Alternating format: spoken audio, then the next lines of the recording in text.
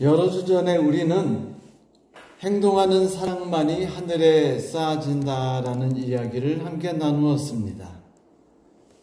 하나님께서 우리에게 사랑을 강조하신 이유는 우리가 하나님의 사랑이라는 거대한 틀 속에서 하나님과 또한 우리 이웃들과 함께 들어가서 함께 그 사랑 안에서 잠김으로 하나가 되고 그리고 풍성한 삶을 누릴 수 있도록 하시기 위함이죠. 여러분 기억하십시오. 행동하는 사랑만이 하늘에 쌓아진다는 말씀은 그것은 오직 행동하는 사랑만이 우리로 하여금 하나님의 사랑 안에 거할 수 있도록 해줄 수 있다라는 말씀입니다. 그때 우리가 한 인색한 부자 얘기를 했죠. 인색한 부자가 천국에 갔는데 천사가 그를 위해서 예비된 집으로 그를 안내했습니다. 가는 도중에 많은 아름다운 맨션을 통과해서 마침내 그의 집으로 도착했는데 그의 집은 천국 외곽의 한적한 곳에 있는 작고 낡은 집이었죠. 그래서 그가 항의했습니다. 아니 천사님, 이럴 수 있어요? 왜 제 집은 이렇게 초라해요? 그때 천사가 이렇게 말했다고 하죠. 미안합니다. 그런데 당신이 보낸 물질로는 이만큼밖에 지을 수가 없었습니다. 사실 사랑을 실제적으로 구체적으로 행동한다는 것은 결코 쉬운 일이 아니라는 것을 우리가 잘 알죠. 우리가 잘 알다시피 이 세상의 공중에 가장 많이 떠도는 말은 사랑 혹은 사랑해요. 그리고 사랑하자라는 말이라고 하지요. 하지만 그 사랑을 행동으로 옮기려 하면 그것은 전혀 다른 이야기가 됩니다. 하지만 아무리 구체적으로 행하기가 어려운 사랑이라 할지라도 한 걸음씩 내딛는다면 분명히 우리는 여러 걸음을 걸은 뒤에 하나님의 큰 사랑 안에서 그분의 사랑이 주신 목적을 경험할 수 있게 될 것을 우리는 신뢰합니다. 록펠러가 이런 말을 했었다고 그랬죠? 제가 매주에 처음에 매주 1불 50센트씩 주급의 11조를 하지 않았다면 100만 달러씩 11조를 내지 못했을 겁니다. 그래요. 샌프란시스코가 그래서 그런 말을 한 것입니다. 행함으로만 복음을 전하라. 말은 꼭 필요할 때만 사용하라. 자, 그 사랑이란 행위에 대해서 우리가 좀 더 깊이 들어가 볼 필요가 있죠. 하나님께서는 사랑 때문에 인간을 지으셨습니다. 성경 요한복음 3장 16절을 보면 이런 말씀이 있죠. 하나님이 세상을 이처럼 사랑하사 독생자를 주셨으니 이는 저를 믿는 자마다 멸망치 않고 영생을 얻게 하려 하심이라. 그분께서는 우리 인간에 대한 그리고 이 세상에 대한 분명한 목적을 가지고서 우리를 사랑하십니다. 요한복음 10장 10절을 펴서 한번 읽어보십시오. 거긴 이런 말씀이 있습니다. 도둑이 오는 곳은 도둑질하고 죽이고 멸망시키려는 것이다. 그리고 내가 온 것은 양으로 생명을 얻게 하고 더 풍성히 얻게 하려는 것이다. 예수께서 뭐라고 말씀하셨어요?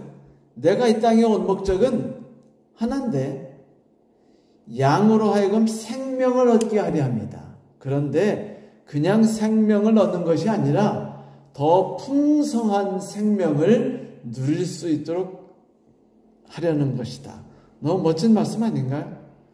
여러분, 인간의 사랑은요, 조건적일 수밖에 없습니다. 사랑스러운 행동을 하니까 사랑하게 되죠. 이타적인 모습을 보여주니까 사랑하게 돼요.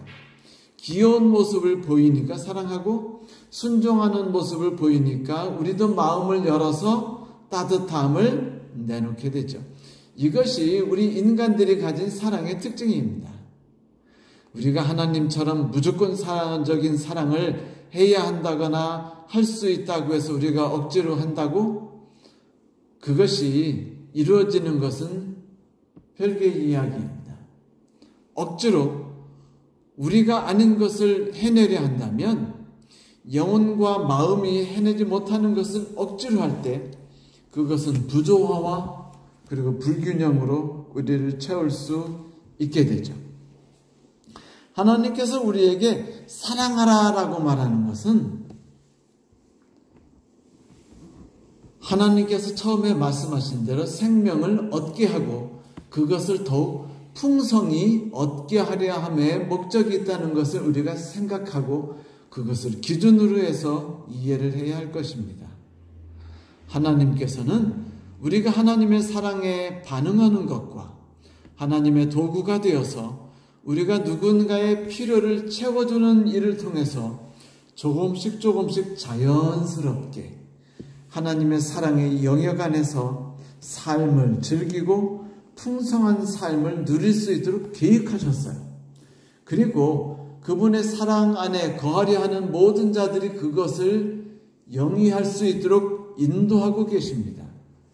이런 기본적인 이해 속에서 하나님께서 우리에게 요구하시는 첫 번째부터 마지막까지의 요구를 보면 우리는 오직 사랑에 관한 하나님의 간절한 음성만을 들을 수 있습니다.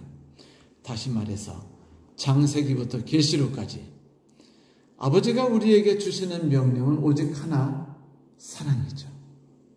신명기 6장 5절은 이렇게 말하고 있습니다. 너희는 마음을 다하고 성품을 다하고 힘을 다하고 네 하나님을 여호와를 사랑하라. 또한 신약은 마음을 다하고 목숨을 다하고 뜻을 다하고 힘을 다하여 하나님을 사랑하는 것이 크고 첫째 되는 계명이라고 이야기하죠. 우리가 하나님을 사랑한다. 쉽게 이루어지기가 어렵다고 생각되는 그런 명령이죠. 마치 부모가 아이에게 집 밖을 나가시면서 아이에게 그 그릇 안에 놓여 있는 그 사탕을 먹지 마라라고 말씀하시고 가시는 것과 똑같아요. 그 명령을 지키려고 하는 것이 우리에게 너무 힘들다는 것을 우리는 알죠. 하나님께서 사랑하라라고 명령하신 것을 우리가 그런 개념 속에서 따르려 한다면 그것은 매우 지키기 어려운 명령이 될 것이며 또한 하나님께서 원치 않으시는 방향대로 우리가 사랑을 이해하고 그것을 준행하려 하는 것이 될 것입니다. 성경에서 우리가 하나님을 사랑한다라는 말은 무슨 의미를 가지고 있을까요? 성경 요한일서 4장 19절에 보면 사랑은 하나님 것이고 우리가 하나님을 사랑함은 그분이 먼저 우리를 사랑하셨기 때문이 가능하다라고 말하고 있습니다. 로마서에서는 우리가 하나님의 사랑을 깨달을 수 있도록 하기 위해서 성령께서 우리를 이끌고 계신다라고 이야기해요. 성령께서도 우리의 연약함을 적극 도와주십니다. 사실 우리는 무엇을 위해 기도해야 할지 잘 알지 못하지요. 그러나 성령께서는 말로 다 표현할 수 없는 절실함으로 우리를 위해 아주 적절하게 기도해 주십니다. 그 로마서에서는 8장 28절을 통해서 우리는 하나님을 사랑하는 자는 그분의 목적과 계획대로 부르심을 입은 자들이라는 것을 알 수 있어요. 요한복음 10장 10절에서 생명을 얻게 하고 그 생명을 풍성하게 얻게 하려 하심이라는 말이 로마서 8장 28절을 통해서 좀 더 자세하게 나오죠. 그것은 구원이고 또한 이것은 우리의 사명이기도 합니다. 하나님께서 우리를 사랑하심으로 영원전에 우리를 선택하셨죠. 그리고 또한 그분은 우리가 그분 안에서 멋진 삶을 살아갈 수 있도록 하기 위해서 우리를 부르셨습니다. 그분을 사랑하셔서 그분께서 우리를 사랑하심으로 부르신 우리가 그분을 사랑하는 것은 자연스럽다라고 하는 것이 그분의 생각이고 그분이 인도하시려는 모습입니다. 어디엔가 이런 말이 있는 것을 기억하시죠? 사랑은 사랑을 낳고, 그와 관련된 아름다운 일화가 있는 것을 우리는 잘 알죠. 하나님의 사랑과 성령의 감동하심과 예수 그리스도의 희생이 연합해서 우리를 불러내지 않았습니까? 그리고 또한 그분께서는 당신의 거룩하신 뜻, 곧 모든 부르심을 받은 사람들이 하나님을 닮아가는 회복을 성취할 수 있도록 이끌고 계셔요. 그래서 그분은 쉬지 않고 우리를 위해서 일하고 계시죠. 로마서 8장 28절은 그래서 이 이야기를 이렇게 말하고 있습니다. 우리가 알거니와 하나님을 사랑하는 자, 곧 그 뜻대로 부르심을 입은 자들에게는 모든 것이 합력해서 선을 이루느니라.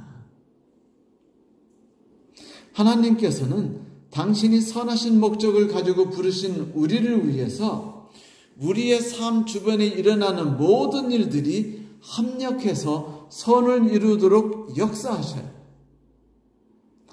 하나님이 우리의 삶 속에서 역사하시는 모든 과정들이 어떨 때는 우리에게 축복스러운 일이 있는 것처럼 느껴지기도 하지만 대부분의 삶은 고통스러운 삶으로 점철되어 있죠.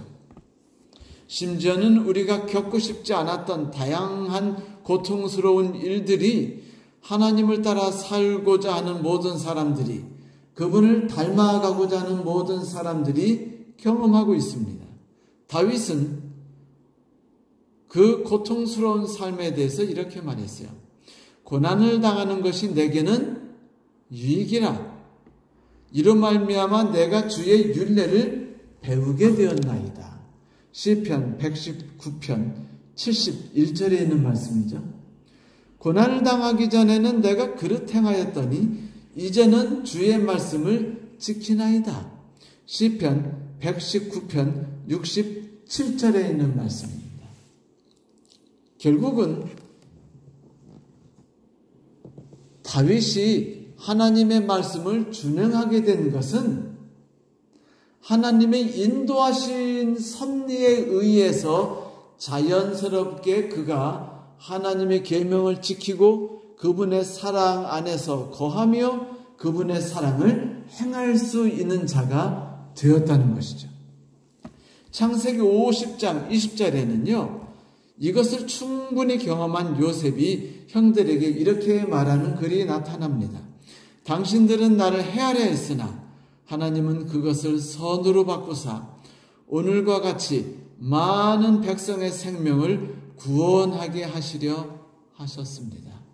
하나님의 사랑이 욥에게 풍성히 임하셨고 욥이 그 사랑을 조금씩 반응하고 함께 행하기 시작하자 그 사랑이 역할을 하기 시작해서 요셉의 가족, 요셉의 친척, 일가, 종들, 그리고 심지어는 이집트에 있는 사람들과 가나안에 있는 모든 사람들이 구원을 받으며 하나님의 능력을 경험할 수 있게 되었다라고 말하는 것입니다.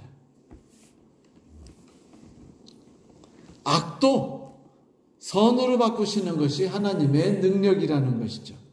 요셉은 하나님께서 이스라엘을 이끄시는 섭리를 잘 이해했습니다. 물론 고난과 수고 때문에 그는 그것을 배웠죠.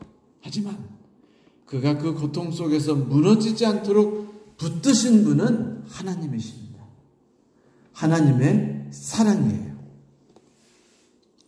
선을 이룬다라는 말이 여러분 그렇게 간단하고 쉬운 말이 아닙니다. 거기에는 하나님의 끝없는 노력과 분투와 가득한 땀이 있는 것이에요. 로마서 8장 29절과 30절은 그 사실을 우리에게 자세히 설명해서 이렇게 기록했죠. 하나님께서는 처음부터 누가 우리에게 올 사람인가를 미리 아시고 그들로 하여금 자기 아들과 같이 될 수 있도록 또한 미리 정해두셨습니다. 그것은 하나님께서 자기 아들 예수 그리스도를 모든 믿음의 형제들 가운데서 맏아들이 되게 하시려고 그렇게 하신 것입니다. 그리해서 하나님께서는 미리 정해준 사람들을 적절한 때에 부르시고 또한 부르신 그 사람들을 의롭다고 인정해 주시고 또한 의롭다고 인정해 주신 그 사람들을 영광스럽게 하셨습니다. 이 말씀은 하나님께서 부르신 그 사람들을 사랑의 틀 안에서 의롭게 만드시는데 그 의롭게 만드시는 과정 속에서 그들이 하나님을 영광스럽게 하고 그들도 영광스러움을 경험하게 됐다는 것이죠. 쉽게 이해하도록 하기 위해서 제가 하나의 짧은 유화를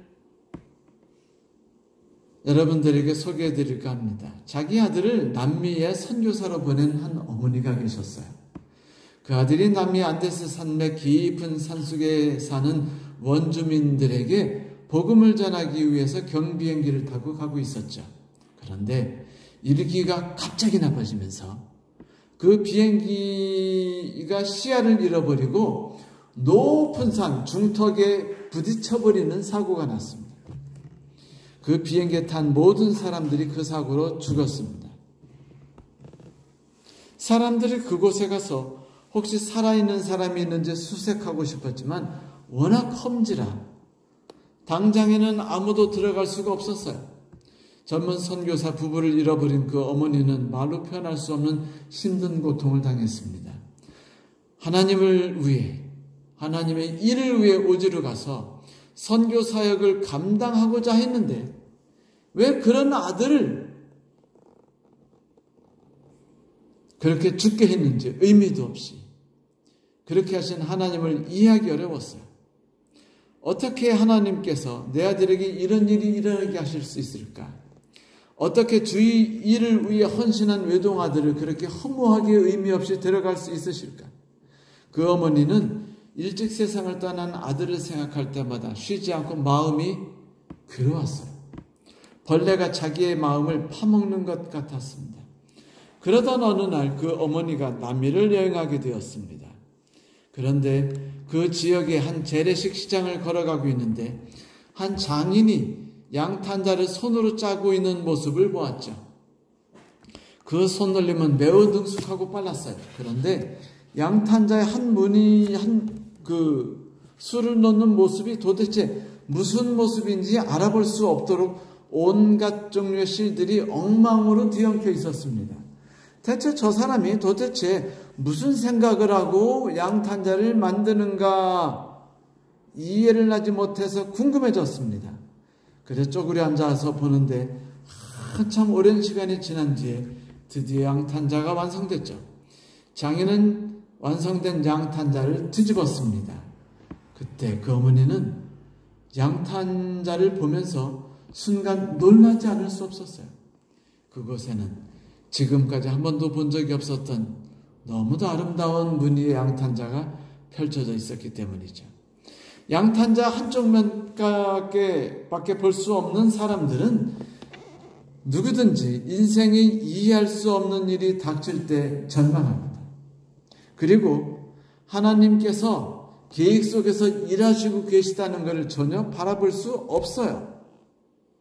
그래서 양탄자의 다른 면을 볼 수 있는 사람은 하나님께서, 전능하신 하나님께서, 사랑의 하나님께서 그 모든 일을 통해서 선을 이루시는 분이라는 걸 알 텐데 대부분의 사람들은 그것을 알지 못하고 고통스러워하죠. 그 선교사 어머니는 그때 하나님이 하시는 일이 무엇인지를 어슴푸레 깨닫기 시작합니다. 몇 년이 지난 뒤에 다른 선교사 일행이 비행기 사고가 있었던 지역 근처에 있는 한 원주민 마을을 찾아가게 됐어요. 그 마을은 선교사들이 한 번도 찾아간 적이 없던 오지 마을이었죠. 그 마을을 찾은 선교사 일행이 아주 한 가지 이상한 사실을 발견했는데 그 마을에는 한 명도 선교사가 찾아오지 않았는데 마을 사람들이 예수님을 아주 잘 알고 있었던 거예요. 그래서 촌장에게 물었죠. 어떻게 동네 사람들이 예수를 잘 알게 됐습니까? 그러자 천장이 선교사 일행을 데리고 밀림으로 들어갔습니다. 거기엔 오래전에 사고로 인해서 비행기 잔해가 녹이 쓴 채 밀림 여기저기 흩어져 있는 현장이었어요. 그곳에서 그 추장이 선교사 일행에게 이렇게 말했습니다. 오래전에 이곳에 비행기 사고가 있었죠. 우리가 사고 현장에 도착하니 비행기에 타고 있던 사람은 이미 다 죽어버렸습니다. 그런데 그 사람들 옆에 있던 가방에서 원주민의 언어로 된 책 한 권을 발견했습니다. 우리는 그 책을 가지고 가서 글을 읽을 줄 아는 사람에게 읽어달라고 말했죠. 그 책이 성경이었습니다. 우리는 그 성경책을 통해 예수를 발견하게 되었습니다. 나중에 선교사 일행이 이 이야기를 죽은 선교사의 어머니에게 전해드렸습니다. 그때 이 선교사의 어머니는 우리가 알거니와 하나님을 사랑하시는 자, 곧 그 뜻대로 부르심을 입은 자들에게는 모든 것이 합력하여 선을 이루느니라 라는 사실을 깨닫게 되었답니다. 이렇게 하나님의 끝없는 사랑이 이 세상을 주관하고 우리를 주관하셔요. 그런데 그 하나님의 인도하시는 손길은 우리 역시 적극적으로 이렇게 수동적인 면이 아니라 적극적으로 그분의 사랑 안에서 함께 거하는 것을 요구하십니다. 그 요구하시는 것을 성경에서는 뭐라고 말하나요? 너희는 마음과 몸과 힘을 다하여 하나님을 사랑하라 라는 명령이죠.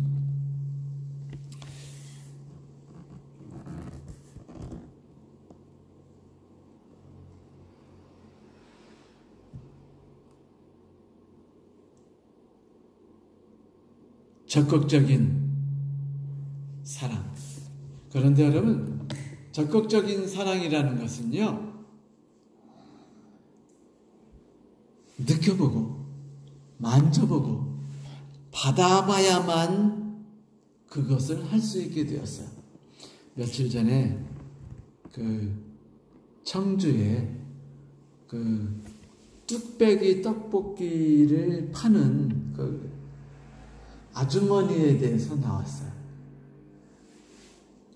한 전문 요리사가 그것을 방문해가지고 아주 충격을 크게 받았습니다.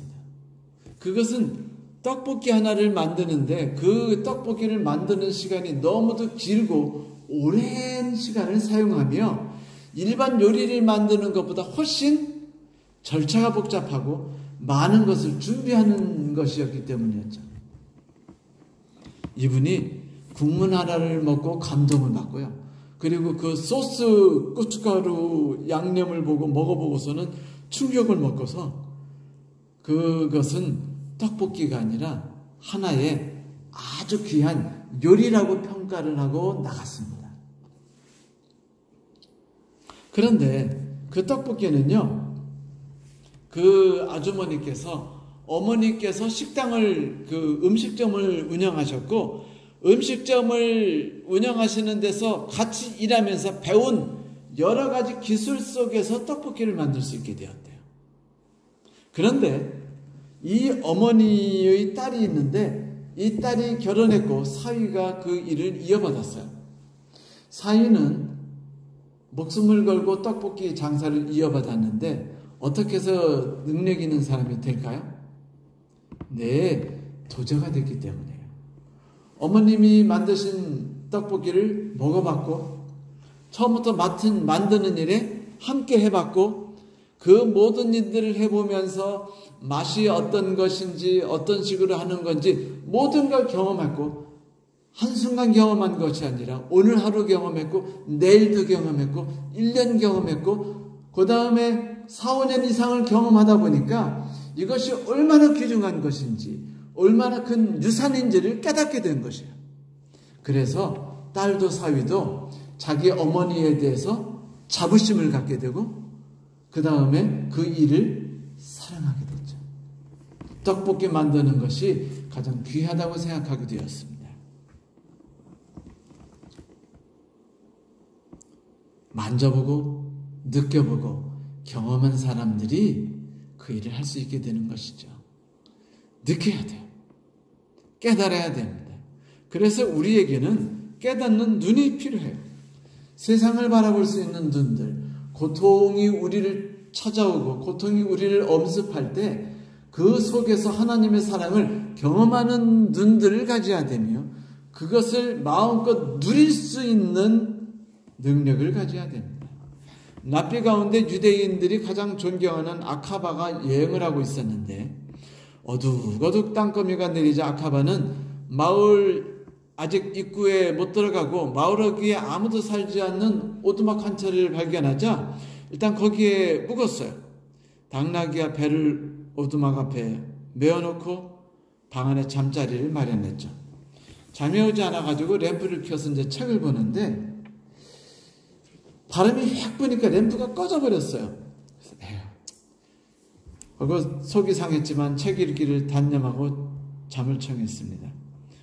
아침이 일어나 보니까 오두막 앞에 메어놓은 개하고 당나귀가 죽어버린 거예요. 너무 속이 상했어요. 당나귀와 개는 여행을 할 수 있는데 큰 도움이 되는 것인데 얘들이 없으면 하루길도 제대로 갈 수 없고 생명을 유지할 수 없을 수도 있기 때문이죠. 그런데 마을을 들어가 보니까 놀라운 일이 터진 거예요. 전날 밤에 도둑대가 몰려들어가지고 집들을 다 불태우고 사람들을 다 죽여버린 것이었습니다. 그때 그가 느꼈어요. 만일 그때 램프가 꺼지지 않았으면 도둑들이 그를 발견해서 죽였을 겁니다. 만약 사자가 와서 개와 나귀를 죽이지 않았으면 도둑들의 소리에 놀란 개가 소리 질렀을 것이며 그것으로 인해서 도둑들이 이곳에 있는 사람의 위치를 찾아냈을 것이죠. 결국 그는 모든 것을 잃은 경험 때문에 가장 소중한 것을 얻게 되었습니다. 하나님의 사랑, 하나님이 우리에게 주시는 생명력, 하나님의 능력 안에서 우리가 하나 되는 놀라운 경험들은 이런 것을 맛본 사람들만이, 이게 좀 울리죠? 이것을 맛본 사람들만이 그리고 이해하고 바라볼 수 있는 눈을 가진 사람들만이 드디어 그 사랑 안에 거하라는 명령과 그리고 사랑하라는 명령에 따를 수 있게 시작할 수 있게 되는 거예요. 그래서 성경에서는 사랑하는 것을 가장 큰 계명이라고 말하고 있죠. 성경 요한복음 14장에 보면 예수께서 이렇게 말씀하셨어요. 누구든지 나를 사랑하는 자는 내 말을 듣고 내 가르침을 따를 것이다. 그리하면 내 아버지께서 그를 사랑할 것이요 그리하여 내 아버지와 나는 그에게 가서 그와 함께 살 것이다. 무슨 이야기예요? 사랑이라는 것은 하나님을 사랑한다는 행위는 하나님과 함께 거하는 행위예요. 부모를 위해서 뭔가 주는 행위인데 마음이 서로 오고 가지 않는 그런 행위가 아니라 마음이 서로 오고 가며 감정이 오고 가며 사랑이 오고 가는 그런 행위라는 것이죠. 그래서 신명기는요, 사랑을 하라고 말할 때 이 사랑이라는 것을 우리가 충분히 느끼도록 하기 위해서 뭐라고 말했냐면 신명기 6장 5절에 그러므로 온 마음과 온 영혼과 온 영혼으로 하나님을 사랑하십시오라고 말했습니다. 온 마음과 온 영혼으로. 그것은 하나님의 사랑 속에 나 자신을 내어던지는 행위이죠. 좀 더 자세히 살펴보면은 예수께서도 이 신명기에 나오는 말이 크고 첫째 되는 계명이라면서 이렇게 말씀하셨죠. 선생님, 율법 중에 어느 계명이 크니까라고 물었을 때 그분이 말씀하시기를 네 마음을 다하고 목숨을 다하고 뜻을 다하여 주 너희 하나님을 사랑하라 하셨으니 이것이 크고 첫째 되는 계명이요 둘째도 그와 같으니 네 이웃을 네 자신과 같이 사랑하라 하셨으니 이 두 계명이 온 율법과 선지자의 강령이니라. 여기서도 같아요. 마음을 다하고 목숨을 다하고 뜻을 다하여라고 말하고 있어요. 네, 우리는요 마음을 다하고 목숨을 다하고 뜻을 다하지 않으면 하나님께서 우리의 삶을 흔들고 우리의 삶을 이끌고 계실 때 그분께 감사하는 마음으로 살아가는 것을 터득할 수 없어요. 그것을 느낄 수 없습니다. 그것을 경험할 수 없어요. 그것을 경험하지 못하는 사람들은 하나님이 우리의 삶을 이끄신다는 것을 이해하거나 그것을 맛보거나 전혀 받아들일 수 없기 때문에 내 스스로의 힘으로 세상을 살아가려 하죠. 그리고 세상 모든 것이 억울하고 세상 모든 것이 부조리하게 느껴지고 세상 모든 것이 불공평하게 느껴질 수밖에 없게 되는 것이에요. 왜? 이 세상에 돌아가는 모든 것에는 누구의 능력이 있지 않다고 생각하니까 하나님의 능력과 하나님의 사랑이 있지 않다고 생각하니까요. 그래서 우리는 온 몸과 온 마음과 온 뜻과 온 힘을 다해서 하나님의 사랑 안에 거해야 돼요. 그걸 느껴야 되고 그걸 만져야 되고 그 가운데서 살아야만 하죠.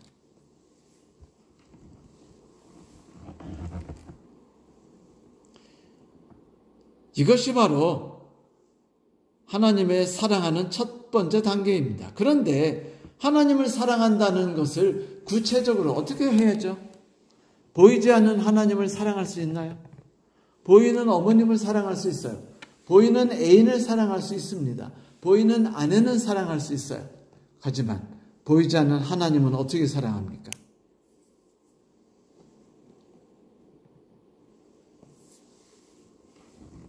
그래서 성경에서 예수 그리스도께서는 하나님을 사랑하라는 명령에 다른 명령을 나란히 붙여주신 것입니다. 다시 말하면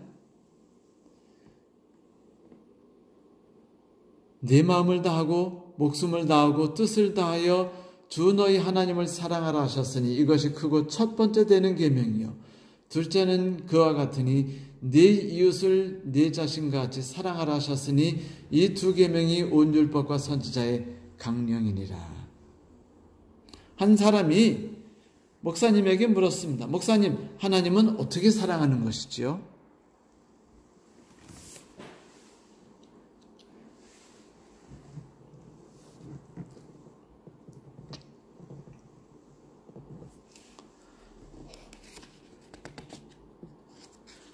하나님이 필요하신 게 없고 하나님은 받으실 만한 게 없고 하나님은 아쉬운 게 하나도 없는 분인데 우리는 어떻게 하나님을 사랑해야 할 수 있을까요? 성경 마태복음 25장 35절부터 40절에 보면 여기에 대한 답이 있습니다. 예수께서 이렇게 말씀하셨어요.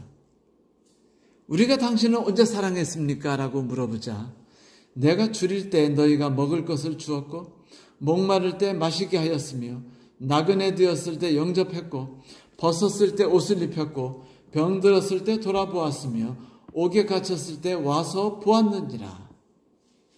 또 너희가 여기 내 형제 중에 지극히 작은 자 하나에게 한 것이 곧 내게 한 것이니라고 말했죠. 사랑, 하나님이 주신 사랑이 드디어 세상 안에서 시행되기 시작한 거예요. 사랑이 어디선가 퍼져나가기 시작했는데 그것은 바로 예수의 이름으로 사람들을 사랑하는 것이었습니다. 우리는 세상 사람들을 사랑할 능력이 없어요. 그렇게 하고자 하는 마음들이 우리 안에 생기기도 쉽지 않아요.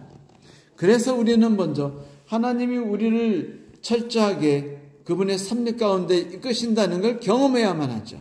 온 몸과 온 뜻과 온 마음을 다해서. 그리고 그 다음에 하나님을 사랑하는 것인데 그것은 바로 세상 사람들에게 나가는 것이라고 말했어요. 세상 사람들의 필요를 채워주는 것이죠. 그들이 나그네 되었을 때, 그들이 벗었을 때, 그들이 병들었을 때, 그들이 옥에 갇혔을 때라고 이야기하고 있어요. 그 이야기는 뭡니까? 누군가 필요가 있을 때, 누군가 도움이 필요할 때 우리가 그 사람들에게 나아가는 것, 그들의 필요를 채워주는 것, 그것이 바로 내 이웃을 내 몸과 같이 사랑하는 것이다 라는 것입니다. 여러 주 전에 우리가 했던 말을 기억하시죠? 누구에겐가로부터 깊은 사랑을 받으면 우리에게 힘이 생긴다. 그런데 우리가 누군가를 깊이 사랑하기 시작하면 우리에게 용기가 생기기 시작한다. 예수님의 말씀대로 누군가를 사랑하기 시작하면 우리는요, 그때서야 사랑의 능력이라는 것을 경험하기 시작합니다. 우리가 2, 3주 전에 연이어서 공부했던 것이 무엇이죠? 도움이 필요한 자에게 우리가 나아가기 시작할 때 비로소 우리는 하나님의 능력이 우리를 통해서 역사하시는 것을 경험하기 시작한다라고 배우지 않았습니까? 이웃을 사랑한다는 것은 이것이에요. 하나님의 능력과 하나님의 사랑이 우리를 통해서 흘러가는 것을 경험하고 맛본다는 것입니다. 이것이 이웃을 사랑하는 것인데, 이렇게 이웃을 사랑한다는 것은 결국은 하나님의 사랑을 내가 내 손을 통해서 누군가에게 도움이 필요한 사람에게 눈을 향하여 그들에게 나아가기 시작할 때에서야 비로소 우리가 하나님께서 합력해서 선을 이루신다는 그 놀라운 틀, 하나님이 만드신 예루살렘 성 도성 가나안 땅이라는 곳에 우리가 들어갈 수 있게 되는 것이라는 것을 깨닫게 되는 것이죠. 이것이 바로 생명을 얻되 풍성하게 얻는 것이며 구원을 얻되 풍성한 구원을 얻는 것입니다. 사랑하는 성도 여러분, 다음 주엔 우리가 구체적인 면을 좀 더 살펴보겠죠? 하지만 이 시간에는 우리가 한 가지를 잊지 않게 되기를 간절히 소망합니다. 먼저 하나님을 사랑한다는 것은 그분이 우리를 사랑하시는다는 것을 경험할 줄 아는 눈을 가지는 것이라는 것. 맛보고 경험해야만 사랑할 수 있습니다. 두 번째, 하나님을 사랑한다는 것은 우리가 도움이 필요한 이웃들에게, 상처를 입은 이웃에게 다가가기 시작할 때 비로소 하나님의 나를 사랑하셨던 능력, 하나님이 세상을 사랑하셨던 생명의 능력이 나를 통해서 그에게 흘러가기 시작하며 그때서 비로소 우리가 하나님의 사랑을 몸으로 경험하게 된다. 마치 뚝배기 떡볶이 집에서 그것을 배우고 익히면서 그것을 경험한 사위처럼 우리도 그렇게 하나님의 능력을 배우기 시작한다는 것이죠. 쉽진 않은 일이지만 한 걸음을 내닫기 시작하면 우리는 그 일을 능히 할 수 있는 사람으로 성장해 나갈 것입니다. 사랑하는 성도 여러분, 발을 내밀어서 하나님의 사랑과 능력을 맛보기 시작하는 저와 여러분이 되기를 간절히 소망합니다. 말씀을 줄이겠습니다.